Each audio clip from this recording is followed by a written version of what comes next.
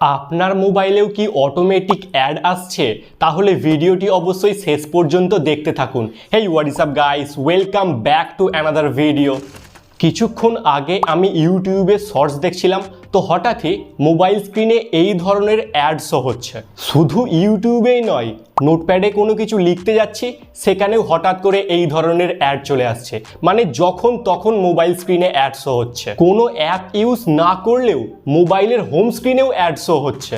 তো আপনাদের সাথেও যদি এই সমস্যা হয়ে থাকে, আপনার মোবাইলেও যদি অটোমেটিক অ্যাড শো হয়, তাহলে আজকের এই ভিডিওটি অবশ্যই শেষ পর্যন্ত দেখবেন। আজকের এই ভিডিওতে আমরা দেখব মোবাইলে এই যে অটোমেটিক অ্যাড কেন আসছে এবং কিভাবে এই অ্যাড কমপ্লিটলি বন্ধ করবেন। So without wasting any more time, late get started. এখানে আমি মোবাইল ব্যবহার করছিলাম।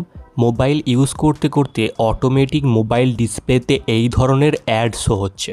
তো এখানে ভুলবশত অ্যাডে ক্লিক হয়ে গেলে এটা প্লে স্টোরে রিডাইরেক্ট করে দিচ্ছে। তো এই অ্যাডটা কী জন্য আসছে, কোথা থেকে আসছে বা কোন অ্যাপ থেকে আসছে, এটা জানার জন্য আমি এই অ্যাডটা মিনিমাইজ করলাম।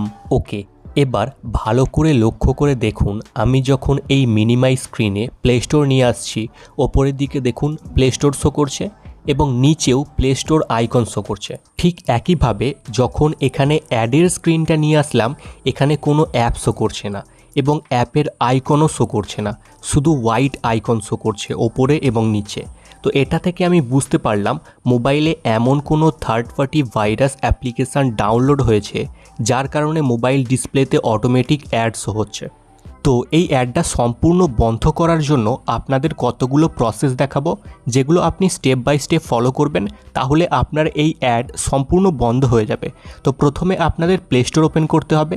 প্লে স্টোর ওপেন করার পর টপ রাইট সাইডে এই যে প্রোফাইল আইকনটা আছে এখানে ক্লিক করবেন। এবার প্লে প্রোটেক্ট এখানে ক্লিক করবেন। তারপর টপ রাইট সাইডে এই যে সেটিং আইকনটা আছে এখানে ক্লিক করবেন। এবার এখানে দেখবেন এই যে গুগল প্লে প্রোটেক্ট, দুটো অপশান যদি আপনার বন্ধ থাকে তাহলে এটা অবশ্যই চালু করবেন, আর যদি আপনার প্রথম থেকেই চালু থাকে তাহলে এটা একবার বন্ধ করে আবার চালু করবেন। ব্যাকে যাব, আবার ব্যাকে যাব, আবার এই টপ রাইট সাইডে প্রোফাইল আইকনে ক্লিক করব, তারপর নিচে সেটিংসে ক্লিক করব, একেবারে নিচে অ্যাবাউটে ক্লিক করব। এবার আপডেট প্লে স্টোর এই অপশানে ক্লিক করতে হবে। Got it. এবার আমাদের মোবাইলের সেটিংয়ে গিয়ে ওই থার্ড পার্টি ভাইরাস অ্যাপ্লিকেশানটা খুঁজে বার করতে হবে। তো সেটিং ওপেন করব, অ্যাপ ম্যানেজমেন্ট এখানে ক্লিক করব, অ্যাপ লিস্টে ক্লিক করব। এখানে মোবাইলের সমস্ত অ্যাপ রয়েছে। তো এখানে ভালো করে লক্ষ্য করলে বুঝতে পারবেন একদম প্রথমেই ওই থার্ড পার্টি ভাইরাস অ্যাপ্লিকেশানটি রয়েছে।